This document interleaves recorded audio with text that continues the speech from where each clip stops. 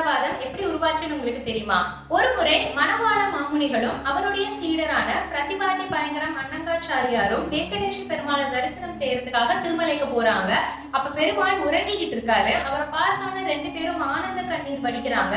அப்ப மணவாள மாமுனிகள் தன்னுடைய சீடர்கிட்ட வெங்கடேஷ பெருமாளை எழுப்புறதுக்காக ஒரு திருப்பள்ளி எழுச்சி பாடு அப்படின்னு சொல்றாரு. அதன்படி அனங்காச்சாரியார் பாடியதுதான் வெங்கடேஷ சுப்ரபாதம் அப்படின்னு இன்னைக்கு நம்ம கேட்டுட்டு இருக்கிற பாடல். இந்த பாடலினுடைய தொடக்கம் எங்க தொடங்குச்சு அப்படின்னா, ராமாயணத்துல விஸ்வாமித்திரர் ராமரையும் லட்சுமணரையும் தன்னுடைய வேள்விக்கு உதவி செய்யும்படியாக காட்டுக்கு கூட்டிட்டு போறாரு. வர வழியில தாரகையை வதம் செய்ததுனாலையும் நீண்ட கலைப்பினாலையும் ராமரும் லட்சுமணரும் தூங்கி போயிடுறாங்க. அடுத்த நாள் காலையில விஸ்வாமித்திரர் காலையில எழுந்து தன்னுடைய காலை கடன்களை முடிச்சுட்டு வந்து ராமரை எழுப்புறாரு.